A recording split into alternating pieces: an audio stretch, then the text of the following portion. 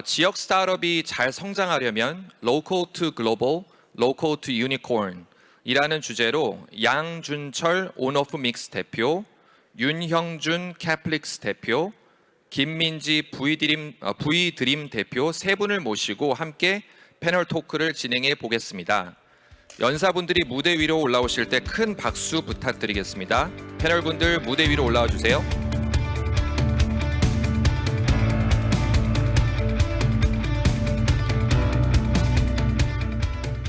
네, 준비되셨나요?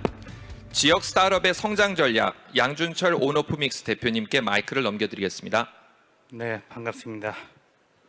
한국 스타트업 씬의 발전에 있어서 저는 그 무엇보다도 중요한 이슈라고 생각을 하는데요. 지역 스타트업 발전에 대해서 논하기 위해서 자리해 주신 두 대표님께 먼저 감사의 말씀드립니다. V드림의 김민지 대표님과 캐플릭스의 윤영준 대표님께서 자리해 주셨습니다. 반갑습니다. 인사. 반갑습니다. 안녕하세요. 네, 각 회사의 사업 모델에 대해서 간단하게 소개해 주시면 감사하겠습니다. 먼저 V드림의 김민지 대표님 부탁드리겠습니다. 네, 저희 V드림은 장애인 특화 재택근무 시스템을 개발하고 운영하고 있는 회사입니다. 우리나라뿐만 아니라 전 세계적으로 장애인 의무 고용 제도가 있습니다. 우리나라는 100인 이상, 상시근로자 100인 이상은 장애인을 의무적으로 채용해야 되는데 민간 기업은 3.1%, 그리고 공공기관은 3.6%. 굉장히 많은 부담금을 내고 있어요. 이 부담 비용을 채용하지 않은 기업들은 거의 2조 가까운 매년 부담금이 발생이 됩니다. 거의 78%의 기업들이 부담금을 내고 있었어요. 그래서 여러 형태로 산재구비, 시설구비, 산재, 의사소통 시킬 직무가 없다라는 이유로 부담금을 내고 있어서 저희가 장애 유형별 직군 직무를 세분화시켜서 장애인들이 재택에서도 일할 수 있는 시스템, 솔루션을 만들어서 많은 대기업과 공공기관들이 저희 솔루션을 사용하고 있는 회사입니다. 사실 전 세계적으로 ESG가 이슈인 가운데 그 ESG 분담금을 조금 더 효율적으로 사용할 수 있게 해주는 서비스라고 할 수 있겠네요. 네, 다음으로 윤영진 대표님. 저희는 국내에서 최초로 렌트카 실시간 예약 플랫폼을 개발한 회사입니다. 아실 분들은 이제 아시겠지만 항공과 숙박과 달리 렌트카는 실시간 예약이 안 되고 전화 예약으로 예약했던 게 현실이었습니다. 그래서 저는 이제 제주도라는 지역이 렌트카에서 가장 큰 거대한 시장이기 때문에 제주도라는 지역을 타겟으로 해서 렌트카 실시간 예약을 만들어 봤고요. 그리고 그 이후에 이제 국내 내륙으로 진출하게 됐고, 그 이후에는 아직 미국이나 유럽 전 세계적으로도 렌트카만큼은 아직 실시간 예약이 없습니다. 현재 이제 일본 진출과 미국 진출을 목전에 두고 있습니다. 사실 전 세계적으로 항공 호텔 검색 엔진은 참으로 많은데 렌트카 검색 엔진이 잘 없죠. 그 부분을 선도하고 계신다고 말씀드릴 수 있을 것 같은데요. 두 분 모두 부산과 제주라는 지역에서 창업을 하셨습니다. 일반적으로 생각하기에는 사실 서울에서도 창업하기가 너무 힘든데 지역에서 창업하는 것이 정말 지역 생태계가 활성화되어 있지 않은데 제대로 된 생각이 맞나? 뭐 이런 지역 창업은 어렵다고 생각하는 경우가 많은데요. 왜 두 분은 지역에서 창업을 시작하게 됐는지 그 계기가 궁금합니다. 저는 부산에서 태어났고 지금도 부산에서 살고 있어요. 그래서 정말 부산을 사랑하는 사람 중에 한 사람이고 제 주변 친구들이 다 수도권 대학 들어가고 이제 서울로 올라가고 다 가더라고요. 다 가는데 저는 이제 부산에 있고 싶었고 부산을 좀 빛내고 싶었었어요. 그래서 제가 부산의 회사를 다녔었고 그 회사를 거의 전국구 회사로 만들었었고 저도 예전부터 너무 창업하고 싶다라는 꿈이 있었어요. 그래서 제 본거지인 부산에서 창업을 하게 된 거죠. 네. 네, 다음 윤영진 대표님. 저도 제주란 섬, 제주에서 유일한 한국에서 가장 큰 섬이자 관광지인데요. 제주란 섬에서 태어나기도 했지만 저는 이제 제주에서 태어나서 저기서 사업을 했다기보다 제주에서 가장 뾰족한 것들이 사업 아이템이 전국적으로도 이제 승부를 걸면은 가능하다는 판단에 하게 됐습니다. 좀 전에 말씀드렸지만 제주는 연 1,000만 명이 방문하는 한국 최대 관광지고요. 렌트카 최대 어떤 그런 격전지이기 때문에 여기서 실시간 예약 플랫폼을 통한 유의미한 성과가 나오면은 내륙 진출과 글로벌 진출에도 용이하겠다는 판단을 해봤고, 지금 뭐 지역에서 오신 분들도 많이 계시겠지만 지역이라고 꼭 성공한다기보다 지역에서 가진 뾰족한 어떤 아이템이 내륙에 사는 우리 5천만 전체 인구에서도 통하는 지역이 아이템이 있을 거예요. 그래서 꼭 그런 거를 꼭 찾으라고 제가 조언드리고 싶네요. 제가 온오프닉스 대표이기도 하지만 사실 부산을 기반으로 하고 있는 코지다이내믹스라고 하는 회사의 전략이사이기도 하는데요. 제가 지역의 창업자들을 이렇게 만나보면 사실 지역 생태계는 별로 중요하지 않다. 결국에 창업자가 중요하고 그 창업자들의 생태계를 직접 만들어간다라는 생각을 하게 됩니다.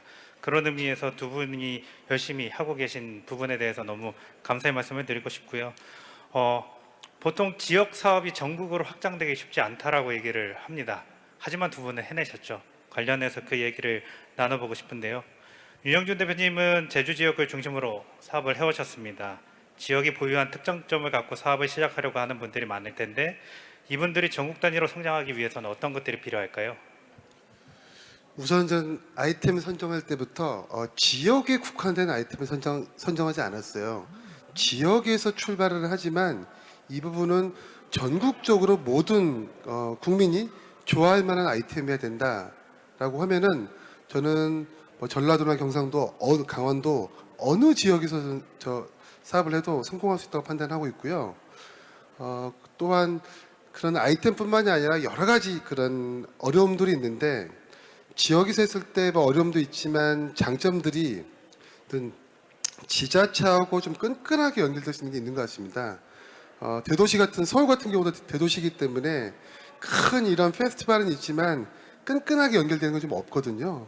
그래서 지역에서 창업했을 때 그런 지역 공공기관과의 어떤 그런 끈끈한 유대감으로 인해서 좀 더 빨리 안착하게 되지 않았나 이런 생각을 해봅니다.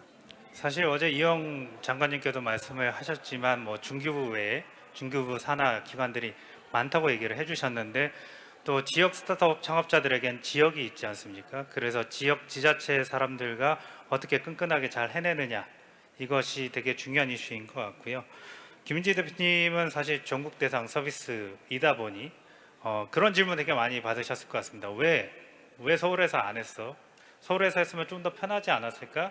이런 질문 되게 많이 받았을 것 같은데 마찬가지로 부산 지역 창업가들이 전국 단위로 성장하기 위해서는 어떤 것이 필요하다고 생각을 하시나요? 네, 저도 이제 비즈니스 모델을 검토를 했을 때 니즈가 강력한 사업 그리고 어떤 법 제도로 인해서 내가 회사가 망하거나 그렇지 않은 사업. 보면 저는 이제 부산 상공회의소 일자리 1만 개 프로젝트 주관사를 비용을 거의 받지 않고 사업 초창기에 필드 테스트를 했었어요. 장애인 100명, 기업 500개 발로 뛰면서 제가 전수조사를 한 적이 있었거든요. 사업 극초창기에 장애인 채용 왜 안 하세요? 라고 얘기했더니 시설 구비해야 되잖아. 산재 너무 무서워. 의사소통 힘들어. 시킬 직무가 없어. 여러 가지 이야기들을 하고 있고 장애인들은 능력과 재능이 있음에도 불구하고 일을 못 하고 있더라고요. 그러니까 그런 부분들을 저는 이제 부산에 기반이 있었기 때문에 부산 상공회의소를 바로 찾아갔었었고 그러면서 저는 이제 수도권의 70%가 고객사예요. 지금도 부산이 본사고 서울이 지사고 저는 이제 매주 하수목은 서울 부산을 이제 왔다 갔다 하고 하수목은 서울에 아예 픽스돼서 있긴 한데 사실 뭐 제 몸은 힘들기는 하죠. 힘들기는 한데 조금 더 제가 지역 쪽에서 로컬에서 더 잘 하다 보니까 이제 부산에서 제발 본사 옮기지 마. 많이 도와줄게 뭐 이런 식으로도 얘기하시고 계시고 저는 또 창업자의 역량이 굉장히 중요하다고 생각을 합니다. 저는 SNS 마케팅을 굉장히 잘 활용하는 사람 중에 한 사람인데 페북에 저는 일 이야기를 매일매일 사업 초창기부터 하나씩 올렸었어요. 그래서 이제는 V드림은 김민지, V드림은 장애인 이 아이덴티티가 성립이 되어서 이제는 어느 정도의 제가 말에 힘이 생겼다라고 생각을 하거든요. 사업 초창기에는 누가 저를 알아요? 저희 V드림을 누가 알아요? 그래서 뭐 보든 안 보든 그러니까 그냥 꾸준하게 올렸었던 것 같아요. 그랬었고 저는 굉장히 믿져야 본전 한번 가보자 들이대자 이런 것들 너무 잘했었거든요. 그러니까 그게 부산만의 특성인지 모르겠는데 서울에도 그렇고 인천시도 제가 인천시의 과장님을 페이스북 메신저로 저 누구누군다 한번 찾아뵈도 될까요? 라고 당돌하게 얘기를 해서 찾아간 적이 있었는데 그 인천시랑 지금 행정부 사업을 굉장히 큰 사업을 농아인 취업 프로젝트를 땄었고 강원도도 그렇고 그래서 굉장히 그런 것들을 좀 잘 했었던 것 같아요. 그리고 초창기에 기업 미팅을 가면 성사되지 않았어요. 성사되지 않았는데 그 회사 간판 앞에서 사진을 찍어서 저 오늘 여기 갔다 왔어요. 라고 얘기를 하고 그러니까 제가 씨를 굉장히 많이 뿌리니까 이제는 조금 걷어들이는 작업들을 좀 하고 있는 것 같아요. 홈플러스도 제가 3년 전에 미팅을 했었었는데 저희 재택근무 시스템을 통해서 장애인들이 이제 100명이 들어왔어요. 3년 만에 연락이 왔어요. 그러니까 그런 부분들을 초기 창업은 더더욱 대표의 역량이 중요하지 않나라고 생각이 됩니다. 사실 자본시장의 플레이어들은 그런 얘기를 많이 합니다. 험블한 창업자들이 너무 없다. 너무 귀족같이 창업을 하는 것 같다. 이런 얘기들을 되게 많이 하는데 지역 스타트업 창업자들 중에 험블한 분들 되게 많습니다. 두 분도 여전히 험블하다고 저는 말씀드릴 수 있을 것 같은데 사실 일주일에 3일 정도 서울에 계시고 며칠 계시죠? 저도 3일 제주, 3일 서울 있는 거였습니다. 그러니까 어바웃 3일 계시는데 사실 그렇게 지역과 서울을 오가면서 힘든 점은 어떤 게 있고 그런 부분을 해결하기 위해서 조금 정부나 지자체가 해줬으면 하는 부분이 있다면 어떤 게 있을까요? 비단 뭐 저뿐만이 아니라 여기 창업 하시는 분들이 많으실 것 같은데 창업자들은 항상 가슴이 새까맣게 타는 게 일상이잖아요. 그래서 그런 멘탈, 정신적인 스트레스가 워낙 많기 때문에 육체적인 스트레스는 솔직히 뭐 보잘것없다 생각이 좀 들어요. 그래서 저도 한 10년을 이제 일주일 이제 왔다 갔다 어떤 때는 일주일에 한 3번 왔다 갔다 할 때도 있어요. 정말 제일 기록적인 거는 하루에 비행기 4번 탈 때 있어요. 4번. 1년에 몇 번 없긴 한데 하루에 비행기를 4번 탑니다. 왔다 갔다 왔다 갔다. 그래서 이런 것들에 대해서는 육체적인 뭐 피로나 이런 것에 대해서는 뭐 감히 스타트업 창업을 했으면은 말할 뭐 건덕지도 없다고 판단되고요. 워낙 다른 스트레스가 많기 때문에 저는 저보다는 저희 많은 구성원들이 있는데 제주에서 근무를 이제 유도했을 때 이분들도 제주가 좋아서 같이 따라온 케이스도 많지만 가족이 서울에 있는 게 되게 많아요. 이분들도 제가 비행기를 지원해주기 때문에 왔다 갔다를 하는데 굉장히 힘들어 하시더라고. 그래서 이런 것들에 대해서는 좀 더 이제 뭐 창업자와 이제 그냥 구성원의 차이긴 하겠지만 좀 더 복지라든가 좀 다른 메리트가 필요하겠다. 혹은 정부의 대책이 있으면 좋죠. 왜냐하면 비용적인 측면도 많고요. 지역은 지역 소멸이라는 단어가 나올 정도로 청년과 창업가들이 다 탈출해서 대도시로만 와 있는데 이렇게 이제 귀농만 하더라도 되게 지원책이 많거든요. 농사 귀농만 해도 많은데 되게 고용 창출이 많고 부가가치를 올리는 스타트업 창업자들이 왔을 때 그런 지원 정책이 없음이 현재 아쉬운 것 같고 이런 부분도 조금씩 더 이제 우리 코스포가 어나운스를 해서 넓혀갔으면 하는 바람이 있습니다. 네, 잠시 후에 지자체와 정부에 바라는 점은 조금 더 심화해서 질문 드리도록 하고요. 김민지 대표님. 네, 저는 사실 굉장히 긍정적이거든요. 그래서 기차 타고 이렇게 오고 가는 시간들이 굉장히 많잖아요. 저는 거기 안에서 제 생각을 정리할 수 있어서 너무 좋아요. 그리고 제가 밖에 있으니까 어쩔 수 없이 우리 회사의 시스템을 전자결제를 도입을 해야 됐었고 그러면서 밖에서 제가 그런 문서라든지 이런 것들을 다 볼 수 있게 되고 대표님 말씀하셨지만 너무 복잡한 생각들이 많잖아요. 그래서 육체적인 고통은 남루합니다. 그래서 정말 기차 안에서 생각을 정리를 하고 그리고 제가 그 수영 강변 해운대 센텀 쪽에 사무실이 있다가 회사가 조금 성장을 하면서 부산역으로 사무실을 옮겼어요. 제가 그냥 차 대놓고 캐리어 끌고 이렇게 그냥 왔다 갔다 하려고. 그래서 길에 버리는 시간들이 너무 많은 거예요. 그래서 제가 기차 안에서는 제가 많은 일들을 할 수 있는데 운전을 하면 또 많은 일들을 못 하다 보니까 그렇게 지금 옮겼고, 1년 2년 정도 된 것 같아요. 그래서 저는 굉장히 긍정적이거든요. 그래서 기차 안에서 생각을 정리를 하고 저는 비행기에서 네. 무조건 잠을 자는데 아, 네. 대단하시네요. 저 일도 하고 잠도 잠이다. 그래서 제가 굉장히 두꺼운 책을 이제 들고 탔는데 너무 피곤해서 잠이 들어가지고 제가 왜 이렇게 두꺼운 책을 들고 탔지? 저는 사실 그 워케이션에 대한 얘기를 많이 하는데 지역 창업자들이 조금 더 이제 전국화 할 수 있으려면 KTX나 SIT에 일부 그 차량을 좀 개조해서 업무하기에 좋은 환경으로 만들고 5G 와이파이를 넣어가지고 조금 더 이제 어떻게 보면은 레일 오피스 뭐 이런 형태로 해줄 수 있으면 어떨까라는 생각을 해봤었습니다. 그래서 이 부분 꼭 기억하셔서 실행을 꼭 해주셨으면 좋겠다는 생각이 들고요. 사실 지역 창업자들이 전국화하는 것도 쉽지 않지만 또 글로벌화하는 게 쉽지 않은데 두 분은 글로벌화도 준비하고 계시다고 들었습니다. 각각 회사 어떻게 준비하고 계신지 또 어떤 도움이 필요한지 또 얘기를 해주시면 감사하겠습니다. 저희는 좀 전에 말씀드렸지만 렌트카 전화 예약이나 이메일 예약하는 렌트카를 저희가 최초로 실시간 예약을 만들었다 했는데 우리는 제주와 유사한 섬 관광지가 있어요. 대중교통이 없는 반드시 렌트카를 예약해야만이 여행을 충분히 즐길 수 있는 가까운 이제 오키나와, 뭐 괌, 사이판, 하와이, 뭐 이렇게 후쿠오카, 홋카이도 일본과 미국에 있는데 여기도 렌트카 예약하는데 굉장히 힘들기 때문에 저희는 처음에는 이제 한국인 여행객들이 연간 한 700만 명이 방문합니다 이쪽에. 그래서 이제 이분들한테 좀 더 편리성을 제공하고자 했는데 일본에서 오히려 렌트카 사장님들이 아니 이 좋은 거를 왜 한국인 여행객만 쓰게 하냐, 당장 1억 3천만 일본인들도 도입하게 하자라고 이제 하더라고요. 그래서 지금은 그냥 일본 전역으로 오픈을 한 걸 이제 12월 1일 날 오픈인데 이렇게 방향을 틀었고 하는데 그때 느꼈던 게 뭐냐면은 한국에서도 제일 남쪽에 있는 조그만 제주라는 섬에서 출발했지만 한국 5천만 인구가 만족할 만한 아이템을 갖고 있으면은 어디든 상관이 없더라. 또 그 아이템이 1억 3천만 명 일본인들을 만족할 수 있는 거라면은 역시 이 제주라는 지역이나 어떤 지역도 상관이 없다라는 걸 이제 느끼고 있고요.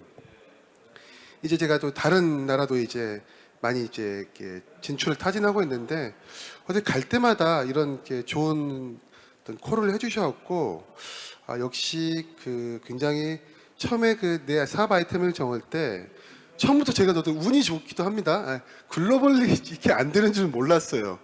한국만 렌트카가 전화 예약하는구나 알고 했는데 알고 보니까 전 세계적으로 렌트카에 대한 디지털 트랜스포메이션이 안 돼 있더라고요. 그래서 그런 니즈를 처음부터 수요를 잘 보고 출발하게 되면은 전 세계 어느 지역에서 창업을 하더라도 물론 어려움이 있겠습니다만은 요새 워케이션이라든가 디지털 노마드 이런 이제 정책들이 잘 나와 있기 때문에 상관없지 않을까. 그래서 저도 이제 열심히 준비하고 있습니다. 저희가 장애인 특화 재택근무 시스템을 개발하고 운영하고 있다 보니까 여기에서 유의미한 데이터들이 계속 쌓여지는 거예요. 그러니까 첫 번째 캐시카우 모델은 그렇게 시작을 했지만 어떤 장애 유형이 업무 생산성이 어떻게 높고 어떤 직무가 맞고 그러니까 이런 것들이 나오니까 또 보조공학 기기가 개발이 되는 거예요. 저희가 이번에 정부 사업 R&D를 통해서 23억짜리 정부 R&D를 받았어요. 그러니까 그러면 여기에서 또 그럼 장애인들이 재택에서 일을 하다 보니까 너무 본사 한번 가보고 싶어요. 근데 몸이 불편하니까 잘 못 가시잖아요. 그래서 저희 시스템과 메타버스 워크플레이스를 연결을 해서 출근하기 버튼을 누르면 아바타들이 생성이 돼서 똑같이 구현되어 있는 회사에 출퇴근을 하고 팀장님한테 면담 요청을 하고 그래서 저희가 프리미엄 서비스, 베이직 서비스로 이제 메타버스 똑같이 구현되어 있는 서비스는 프리미엄 서비스, 이제 베이직 서비스는 저희가 공유 오피스를 이제 디지털로 만드는 거예요. 거기에 입점을 시켜서 진행을 하고 있는데 근데 굉장히 많은 부분들이 또 해결이 되더라고요. 기업 입장에서는 많은 부담금을 내고 있었고 인사 담당자의 그런 힘든 애로사항들이 많았었는데 그리고 또 우리 장애인들은 능력과 재능이 있어도 88%가 후천적 장애거든요. 그러니까 있음에도 불구하고 일자리를 못 구하고 있었고 근데 디지털로서는 SNS 마케팅이든 웹 디자인이든 여러 가지 기획이든 할 수 있는 부분들은 충분히 할 수 있는 거예요. 몸이 불편하다 뿐이지 우리가 비장애인과 장애인으로 나누는데 장애 유형이 15가지가 있거든요. 우리나라는. 그러면 발달 지적을 제외한 장애인들은 인지가 비장애인이랑 똑같은 거예요. 그러면 우리나라뿐만 아니라 우리나라가 500만 명이 장애인이에요. 미등록까지 합치면 대한민국 인구의 10%예요. 그리고 후천적 장애는 88%인데 절대 이 비율이 떨어지지 않는 거예요. 교통사고나 후천적 질환으로 인해서. 그러면 글로벌에도 장애인들이 있지 않을까? 그러면 제가 DPI라는 장애인 연맹과 연결이 됐는데 이게 전 세계 유행권리 이행 협약하는 장애인들이 당사자가 주체가 되는 기구거든요. 거기에서 제가 활동을 하다 보니까 세계적으로도 장애인들이 너무 많은 거예요. 그리고 우리나라는 3%인데 복지 선진국으로 갈수록 장애인들 의무 비용이 7%까지 올라가고, 우리 이웃나라 일본은 2.9%거든요. 일본의 제도를 그대로 도입을 했는데 우리나라가 더 이렇게 빠르게 비율이 올라가고 있습니다. 그래서 저는 당연히 글로벌로도 가야 되지 않을까. 그래서 저희가 지역으로 창업을 했지만 이미 많은 대기업과 우리나라 안에서 직군에 대한 레퍼런스들이 다 생겼어요. 병원업, 금융업, IT, 서비스 이렇게 돼서 대기업이 하나가 하면 계열사가 확장이 되고 있고, 그러니까 저희가 거기 안에 들어가 있는 직군별 제안서들이 굉장히 세분화해서 나왔거든요. 그러면 이걸 글로벌로 하자 생각을 바꿔서, 또 부산에서는 또 밑에 있기는 하지만 다시 발상을 전환을 해보면 글로벌로 진출하기, 아시아로 진출하기가 굉장히 편한 곳이거든요. 그래서 이번 주 토요일 날 저는 베트남의 장애인 단체랑 협약을 하러 베트남에 방문을 합니다.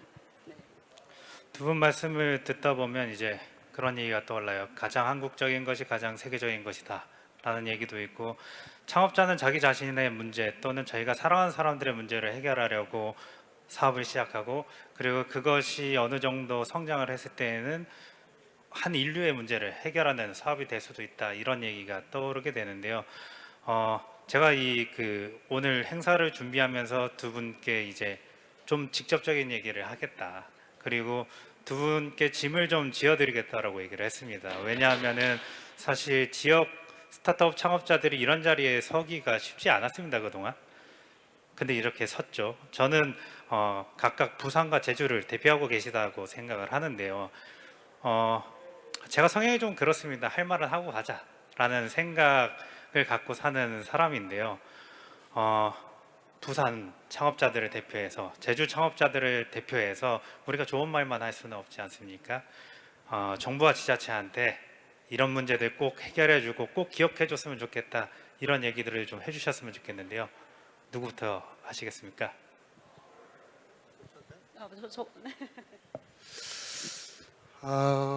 해외에서 오신 분들도 계신데 제주도는 굉장히 이제까지 산업화 시대에서부터 이렇게 소외된 지역입니다. 어느 나라나 이제 산업화 시대, 지금 지식 정보화 시대라 그러는데 그 세대별로 이제 성장의 과실을 이제 잘 누린 지역도 있을 거고요. 이제 그렇지 않은 지역도 있는데, 제주도는 대대로 농수축이라는 이제 아주 조그만 이제 어떤 그런 이제 지역으로서 소외된 지역이었는데, 그러니까 공무원들의 그 지식 수준이랄까, 또 세상을 대하는 어떤 정보 굉장히 낮습니다. 당연히 대도시보다 낮겠죠. 그래서 스타트업이라는 단어를 하면은 잘 몰라요. 스타트업 기업 하세요. 아닙니다.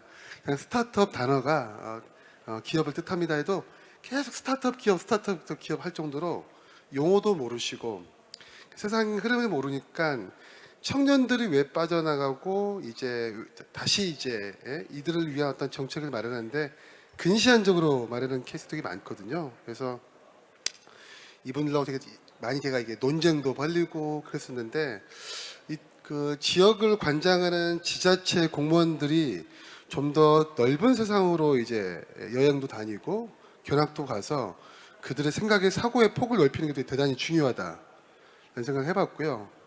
두 번째는 실질적으로 지역에 가면은 펀드, 자금과 인재가 없습니다.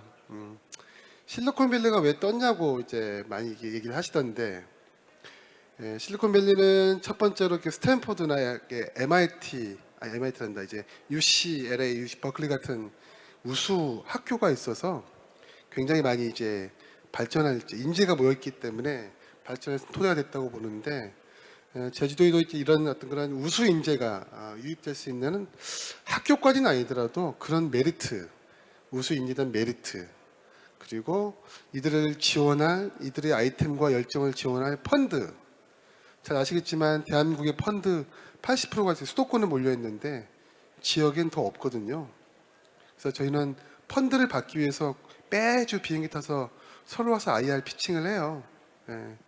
이런 게 아쉽긴 하죠. 그래서 다시 한번 정리하자면은 공무원들의 의식 수준 변화와 그리고 실질적인 정책으로는 펀드와 인재 유치에 대한 예를 들어서 인재 유치에 대한 어떤 워케이션 비용 혹은 이제 월세 지원 이런 것들 이제 해당되겠는데 그런 게 어떤 실질적인 지원 정책이 아닌가 싶습니다. 네, 김민지 대표님. 저는 사실 쓴소리를 되게 많이 하는 스타일이거든요. 부산에 많이 초청돼서 갑니다, 지금. 대놓고 얘기를 하죠. 부산은 제2의 도시라고 하면서 초등학생만 키우는 것밖에 없다. 초기 지원 사업은 굉장히 잘 돼 있어요. 근데 어느 정도 스케일업을 하고 유니콘을 가고 IPO를 준비하고 뭐 이런 부분들에 대한 지원 사업은 거의 전무하죠. 전무하고 네트워킹에 대한 부재도 굉장히 많고 네트워킹을 가게 되면 그 얼굴이 그 얼굴입니다. 그래서 저도 엑셀레이팅을 받았을 때 초기에 매주 판교를 왔다 갔다 했었었고 지금도 제가 우리 VC들 투자사들 주주의 명부 보면 다 서울 VC예요. 그러니까 그런 것들이 참 부족한 것들이 많았었고 제가 초창기에 부산시에 문을 두드렸는데 민간이어서 안 되고요. 민간 기업 하나만 이렇게 어떻게 하다 보면 민원이 발생을 하고요. 네, 특혜의 소지. 네, 특혜의 소지가 있고요. 이런 얘기 정말 많이 들었었거든요. 그러면서 제가 정말 부산에서 태어났는데 내가 이렇게 하면서 제가 수도권에 다시 문을 두드리기 시작한 거예요. 근데 수도권은 why not? 저희가 민간이 좋으면 저희도 할 수 있죠. 라고 얘기를 하면서 제가 인천 테크노파크에 입주를 해 있었고 서울 창업허브에 입주를 했었고 그리고 서울시, 인천, 강원도와 먼저 체결이 되다 보니까 역으로 부산은 시에서 얘기를 하더라고요. 그래서 제가 나도 부산 떠나고 싶지 않다. 근데 어느 정도 회사가 성장을 하게 되면 스케일업 해야 되고 팔로 인재 채용 너무 힘드니까 부산의 기업들이 다 떠나는 거 아닙니까? 라고 이야기를 당당하게 하고는 있는데 사실 우리가 부산 상공회의소는 지역 경제인들이 모인 단체예요. 부산 상공회의소의 회장님이 부산 스타트업들에 대해서 굉장히 관심을 많이 가져주시거든요. 저희가 부산시가 안 되니까 다이렉트로 부산 상공회의소를 찾아간 거예요. 그래서 회장님께서 지역 경제인들 모여 계실 때 꼭 저희를 조찬 포럼에 참석해서 회사 소개를 할 수 있게 자리를 만들어 주시고 지역의 차세대 경영인들과 우리 스타트업들과 연결해주는 99도시 행사를 만들어 주시고 그렇게 하니까 부산시에서 이제 더 관심을 가져주시는 거예요. 오히려 역으로. 그렇게 지금 진행이 되고 있고 부산시는 창업청이 내년 3월에 신설이 되거든요. 그래서 각 창업 유관 기관들을 모아서 더 이제 스케일업에 대한 사업들을 전폭적으로 한다라고 합니다. 2030 월드 엑스포가 또 준비 중에 있으면서 굉장히 창업에 대한 관심이 좀 많이 바뀐 것 같아요. 그래서 우리는 부산에는 기업들은 연대라는 표현들을 굉장히 많이 하거든요. 우리 부산 기업들이 부족한 것들 이게 혼자서 말하면 안 되잖아요. 그래서 다 같이 이렇게 의견을 제시를 하고 부산시에 얘기를 하니까 부산시도 저는 이제야 조금 바뀐 것 같다라는 생각이 듭니다. 그래서 좀 기대도 많고 우리 코스포뿐만 아니라 여러 스타트업들이 같이 한 목소리로 의견을 제시를 한다면 그쪽에서도 좀 변하지 않을까라는 기대와 우려 조금이 있습니다. 사실 제가 창업했던 2010년을 생각해 보면 이런 컴업이라고 하는 대한민국 스타트업 관계자들이 함께 모여서 얘기하는 이런 행사를 생각할 수가 없었습니다. 사실 비론치라고 하는 행사, 한 민간 창업자가 도전했던 그 행사를 시작으로 오늘날까지 왔다고 말씀드릴 수 있겠는데요. 사실 정부와 지자체한테만 얘기할 것이 아니라 사실 민간에 있는 자본 사이드에 있는 여러 플레이어들, 그 다음에 스타트업 관련된 여러 이해관계자들이 지역에 대해서 관심을 갖고 지역을 성장시키기 위해서 노력을 해야 인구 절벽 문제도 해결된다라고 생각을 하기 때문에 이 부분 꼭 기억해 주셨으면 좋겠습니다. 그리고 항상 이런 요구를 하게 되면 사실 정부나 지자체 그리고 어떤 기회를 주는 기관 입장에서는 우리가 그런 기회를 만들려고 한다 하더라도 창업자인 당신들이 과연 이거에 대해서 어떻게 생각을 하느냐, 당신들은 정말 이 기회를 소중하게 생각하고 이 기회에 대해서 제대로 활용을 할 수 있느냐라는 얘기들을 많이 합니다. 각 지역의 대표 선배 창업가로서 후배 창업가들에게 우리 이렇게 해봅시다, 우리 이렇게 해서 우리나라가 잘 성장할 수 있게끔 만들어 봅시다 하는 당부의 말씀이 있다면 그 이야기들을 해주시면 감사하겠습니다. 저는 창업은 본인을 증명하는 거울이라고 생각을 하거든요. 저도 뭐 금수저도 아니고 아버지 어머니한테 좀 사랑만 듬뿍 받아왔지 받을 거 없이. 근데 제가 2세 경영인이 아니기 때문에 더 간절했기 때문에 저는 더 몰입을 해야 될 수밖에 없었던 것 같아요. 그래서 제가 몰입을 하고 제가 여러 가지 씨를 많이 뿌리고 하니까 이제 하나씩 하나씩 바뀌어지는 게 느껴지는 것 같아요. 그러니까 저도 정말 와, 내가 만나는 그레이드가 이렇게 달라졌구나. 것들을 느끼고 있어요. 저도 사업 초창기에도 정말 수많은 많은 일들이 있었죠. 사업 정말 스펙타클하잖아요. 특히나 스타트업은 자본도 없고 뭐 여러 형태로 인프라도 없고 사람 때문에 이렇게 저는 초기에는 돈 때문에 힘들었고 조금 이제 회사 성장하니까 사람 때문에 힘들고 또 나중에 또 어느 정도 성장하니까 뭐 조직 문화든 뭐 여러 형태로 투자사 뭐 여러 형태로 힘든 부분들이 많은데 이런 부분들은 저는 문제는 해결하라고 있는 거야. 우리 직원들한테 이야기를 하고 된다 하면 된다. 나한테 안 된다고 소리 하지 마. 그래서 우리 조직 문화는 문제점이 있으면 저는 이런 대안이 있습니다. 대표님, 저는 1번, 2번의 대안이 있는데 1번의 대안이 더 좋은 것 같습니다. 라고 보고를 하는 방식이 있어요. 그래서 그러면 1번 해봐 라고 얘기를 하고 있고 창조적인 실수는 축하받을 일이다 라고 이야기를 또 굉장히 많이 하거든요. 그래서 우리 직원들이 실수하지 않고 그런 것들을 저는 많이 하려고 하고 있어요. 그래서 우리 후배 창업 기업들에게도 정말 우리가 부산시도 많이 바뀌었었고 저 또한 당연히 회사가 성장을 하면 우리 후배 기업들을 위해서 펀드를 내놓을 용의도 있고 얼마든지 후배 기업들을 위한 비즈니스 모델이라든지 이런 것들을 다각도로 검토할 수 있을 때 제가 힘들었던 것들을 어제 이영 장관님도 말씀을 하셨잖아요. 본인께서 직접 스타트업을 하셨으니까 저도 너무너무 힘들었던 부분들을 우리 후배 기업들이 그렇게 2번, 3번 실수할 걸 한 번으로 줄여 나갈 수 있는 것들을 좀 저는 같이 해 나갔으면 좋겠다라고 생각을 합니다. 그래서 우리 기업들, 스타트업 선배들도 많이 바뀌고 있고 정부에서도 많이 좀 바뀌려고 노력을 하는 것 같아요. 그래서 창업은 정말 하이 리스크, 하이 리턴이거든요. 내가 많은 걸 몰입하고 많은 걸 걸었을 때 그 뒤에 따라올 수 있는 것들이 너무너무 많아요. 그래서 젊으니까 한 번이라도 더 도전 한번 해봤으면 좋겠습니다. 여러분들 화이팅! 저는 이제 제주도에서 그 활동을 많이 하면서 제주도가 그 네트워킹이 없기 때문에 제주 스타트업 협회란 걸 초대 만들어서 회장을 했었어요. 그래서 정말 척박한 제주 지역에서 그 네트워킹을 만들어서 해왔는데 2가지를 좀 당부하고 싶은 게 첫 번째는 우리의 시각을 제주도나 혹은 지역 뭐 목포나 뭐 이렇게 뭐 광주나 뭐 춘천이나 이렇게 한정해서 아이템 개발하지 말아달라고 하고 싶습니다.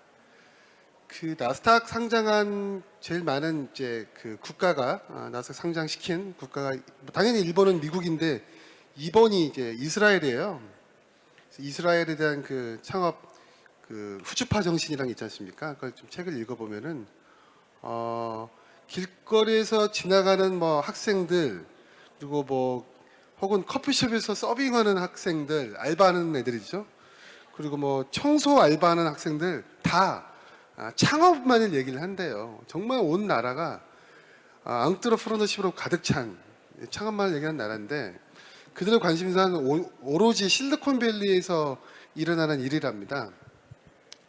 근데 저희도 그 제주도에 있는 지역에 있는 창업자들이라고 하지만 실리콘밸리 소식이 뭐 매일 몇 시간대로 좀 들려오지 않습니까? 그래서 우리가 처음부터 시장의 수요를 지역에 한정해서 약간 장사 수준으로 이렇게 좀 너무 틀을 만들면은 그러니까 이제 펀드도 안 내려오고 인재도 안 내려오는 거거든요. 그래서 정말 끊임없이 세상을 관찰하는 노력을 해서 현재 전 세계가 그리고 어떻게 돌아가고 있고 진짜 디지털이 빨리 진전됨으로써 어디가 비어 있는지 그런 니즈를 캐치하는 게 대단히 중요하다고 생각을 해요. 그러면은 지역에서 창업하건 서울에서 창업하건 LA에서 실리콘밸리 창업하건 큰 문제가 없다고 판단하고 있고요. 물론 몸은 힘듭니다. 예. 두 번째로는 정말 열심히 하는가라는 게 좀 의문을 드리고 싶어요. 좀 전에 양준철 대표님께서 뭐 귀족처럼 뭐 이제 창업을 한다 했는데 저도 이제 창업한 지 20년이 지나서 굉장히 그때 펀드도 없고 아무것도 없었어요. 저는 우리 땐 돈이 필요하면은 명동 사채시장 가서 돈을 빌려야 되는 그런 엄청난 시대였는데 후배들 창업가 만나서 강연도 하고 하면은 막 물어봐요.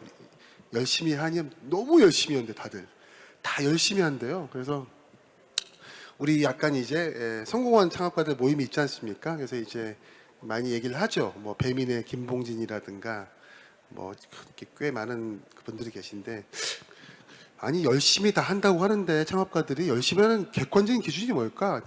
자기 기준으로는 다 열심히 한다고 그러죠. 다 열심히 해요. 열심히 하는데 우리가 얘기를 해보니까 주당 100시간 정도는 일해야 열심히 하는 거다라는 게 나왔어요. 주당 100시간.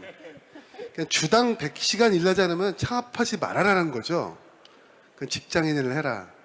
그래서 법적으로 허용된 게 주당 40시간인데 이거를 이제 2.5배 하는 거거든요. 계산을 해보니까 월요일 날 아침 9시부터 일해서 한 새벽 2시까지 일을 월화수목금토까지 해야 돼요. 일요일 날은 본인도 쉬어야 되니까. 월화수목금토를 모든 것을 반납하고 아침 9시부터 새벽 2시까지 일을 해야 한 100시간이 넘는데 이 정도는 해야 창업가다, 열심히 한다라는 얘기를 들을 수 있다라고 우리끼리 공감대를 이렇게 형성했습니다. 그래서 이제 후배들한테 얘기를 하죠. 최선을 다한다고 하는데 물론 시간적으로 채운다는 게 최선은 아니겠지만 질적으로 열심히 하겠지만 질적으로는 정말 열심히 하는 건 맞고 객관적으로 봤을 때 100시간은 해야 주당 100시간은 해야 열심히 하는 것 같다.